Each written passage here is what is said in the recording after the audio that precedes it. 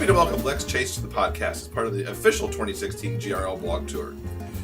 Lex once heard Stephen King say in a commercial, "We're all going to die. I'm just trying to make it a little more interesting."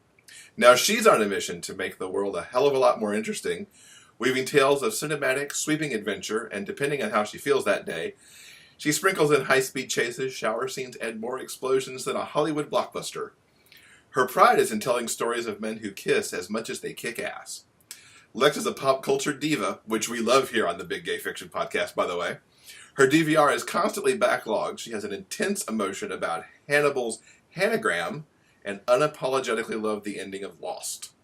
She wouldn't last 5 minutes without technology in the event of the apocalypse and has nightmares about refusing to leave her cats behind. Welcome, Lex. Thanks for being here. Howdy, howdy. So you've got a new book coming out on August 19th called Urban Fairy Tale. Tell us a little bit about that. Oh my god. So it is the wrap-up of the Screw-Up Princess and Skillful Huntsman trilogy. It is about Taylor Hatfield, who happens to be a dude and happens to be a princess, and he is a horrible fuck-up of a human being. And he actually falls in love with this jackass redneck huntsman, Quentin Devereaux, out of New Orleans, and they go on an adventure to save the world from Taylor's brother, who happens to be a very corrupt Snow White. And so this is the final book in the trilogy, and it kind of comes to a head, and it's very brother against brother, and Taylor has finally been given the mission to kill his own brother and dealing with that and things of that nature, and it is very, very exciting, and hopefully readers will laugh, cry, and maybe curse my name a little. So. What was your inspiration behind this series? Oh my god, it's a long story, but, how do I describe it? It's a weird story. So, and I actually mentioned this on a blog tour, is a friend of mine and I were watching The Bachelor, don't judge.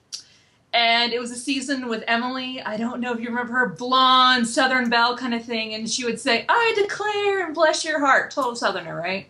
So a buddy of mine says, we should do a story about a princess, Southern princess kind of thing, but make him a dude. And it's like, okay, well then make his life a mess. Make him a screw up. Make him just suck at everything. So we decided to name him Taylor after Elizabeth Taylor, because there's error that Elizabeth Taylor's in Gone with the Wind. Gone with the Wind took place in Atlanta. The internet lies. Who knew? So kind of thing. So it ends up that he is just this black sheep of his family, can't do anything right. He doesn't know which princess he is, and it kind of went from there, and he had a love interest, which was the huntsman, and he was kind of a screw-up himself, and he has a fairy godfather named Ringo, who is also a complete reject. We originally had the idea of he smokes and cusses and reads Pixie Playboys, and he's yay tall and kind of looks like older Jeff Bridges via Big Lebowski with big pink butterfly wings. But, and it was just kind of off I went, and I wanted a road trip quest, so they go through the climax of the final book of the first book, Americana Fairy Tale, takes place at the world's largest ball of twine, which is 6 awesome. Hours from Kansas City, and I really want to go for reasons, but I've been vetoed on the bucket list kind of thing. Oh, I know! But it was a fun series. It was fun. I laughed. I cried. There's some really emotional gut punch moments, and it's been a long, wild trip. So, Emily, wherever you are, thank you. This would not have happened without you. So. That's awesome.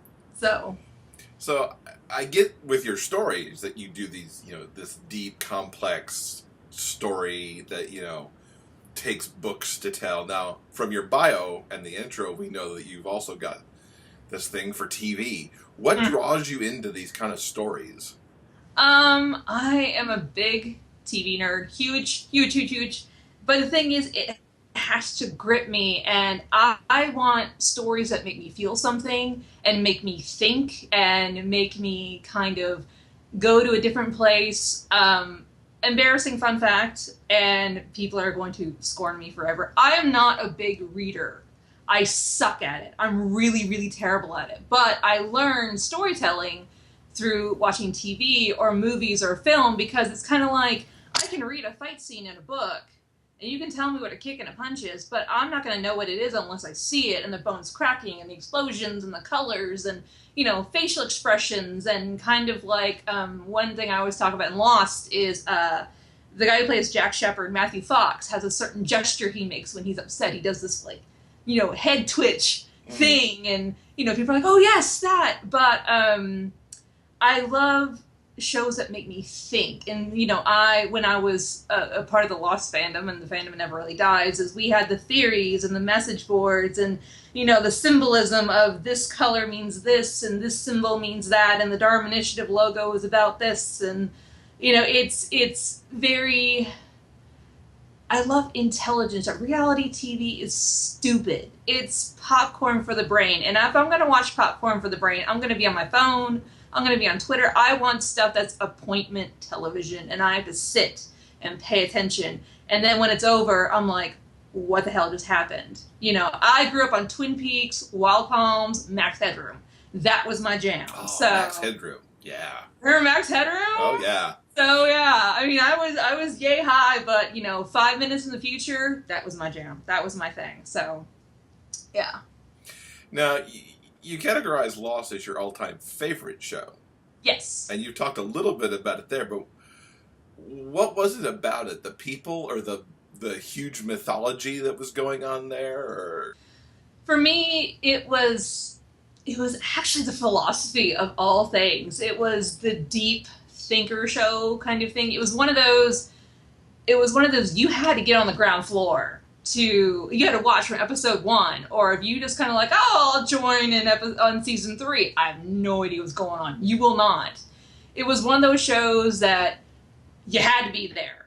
You had to know what was going on. It was how there was these really deep, complex messages yet wrapped up in this sci-fi spec-fic world. Like, you had the man of faith and the man of science. You had, John Locke, and you had Jack Shephard, who are warring with each other kind of thing, where Locke was like, I looked in the eye of this island and it was beautiful, and Jack's like, you're full of shit, we were in a plane crash, we had a trauma, you're weird. So, but Locke, he went from cool to creepy, but he was pretty interesting. But also he's named after John Locke, the philosopher, the naturalist guy.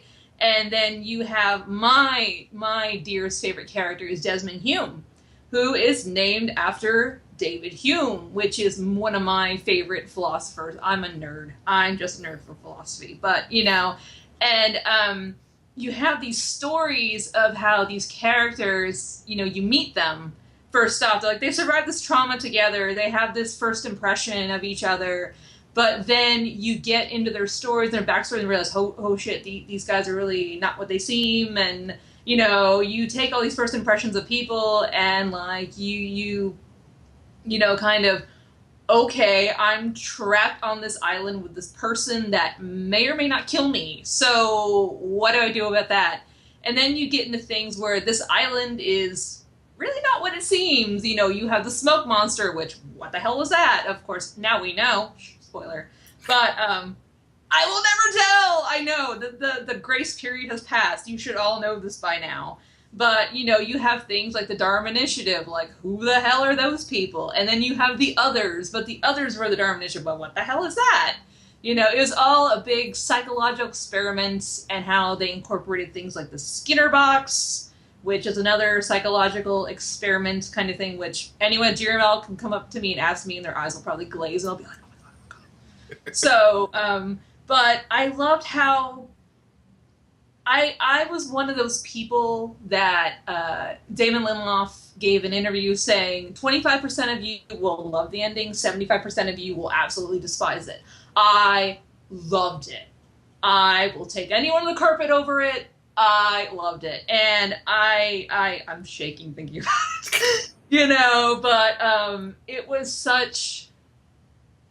it was poetic. It wasn't about the destination. It was about this journey you went with these people, kind of thing, and in your way, yourself is forever changed. And my claim to nerdydom with Lost of my very strong tie to the fandom is a very, very long time ago. I drew the very first Yaoi comic, but Lost, between Sawyer and Saeed. And I can point to you where it exists on the internet, but I drew the very first comic of that to exist. And yes, stuff happened in it. And the actual producers of the show found it on the internet. And they contacted me, and I thought, oh shit, am I getting sued? And they go, no, we want to talk to you. We want to interview you for one of the bonus features on season 2. Oh, wow. So I'm on it. I'm about 80 pounds heavier with really terrible hair, but there I am, dorking out. So, yeah, I'm an internet celeb. Send me the link to that. We'll put it in the show notes so people can go find it. Oh my god, my art's so bad then. But it's fun, so yeah. I totally will. I actually have a signed copy from Josh Holloway. I sent it to him. Nice. I did. It's kind of just one of those things, so. Swinging back to your writing, what's up next for you now that you've got Urban Fairy Tale out? Oh god, what is up next for me? I actually have a crap ton of stuff coming out this winter. I'm in a Weird West anthology with C.S. Poe, Kim Fielding, a bunch of other awesome people. I can't describe it. It's a medicine seller, like a charlatan, and he runs into his lost love, but he put his lost love in the ground years ago, so what's up with that?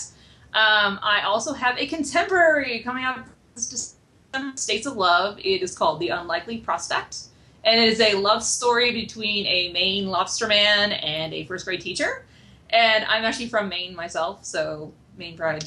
And then what else do I have? I have lots of stuff. I can't think of it. But I think that about covers it. Next in the works, I'm currently writing a crazy thing I had in my head for 11 years called Grow. It is a dystopian about, flower people. It is basically a cataclysm had struck the U.S., basically taking out Canada, South America, and the U.S. Humankind has basically, simultaneously gone extinct. And basically people re-evolved, only they're not people anymore.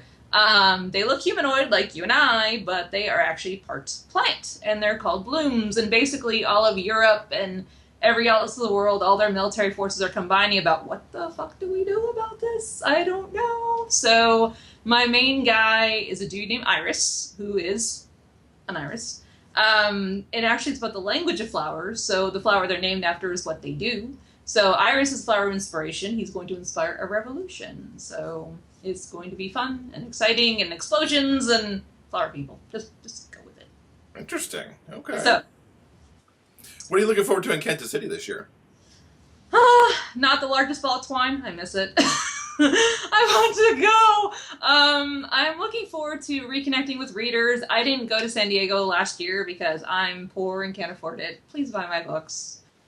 But my mother's going with me, and she actually goes every year when we go, and she has a good time. I have a friend coming with me. It's her first time. She's going to be cosplaying my boys and my girls for my stories, so we're gonna have fun with that. Oh, that's cool. It's gonna be cool. So she's probably gonna be the only cosplayer there, but we're gonna figure it out. And people are like, were you here yesterday? Because she looks completely different in her outfits and stuff. And I'm just looking forward to the fun. And actually, if anyone's listening who plays Pokemon Go, I'm organizing an unofficial little meetup on the side so we can go hunt imaginary creatures together.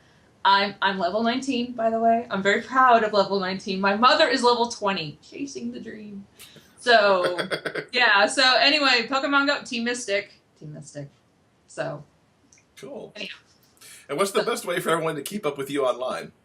Oh God, I'm everywhere. Well, you can follow my blog at lexchase.com. You can find me on my personal Facebook at Lex Chase. You can do my author page at Lex Chase. And Twitter is, Lex_Chase. And then follow me on Instagram, actually. I love Instagram. I'm a very photo person, which is, follow me at Lex A Chase on Instagram. Please like my photos. My photos are awesome. Oh, that sounded so egotistical. We look forward to seeing you in Kansas City and checking out your cosplayer. That's going to be very cool. It's gonna be cool. It's gonna be righteous.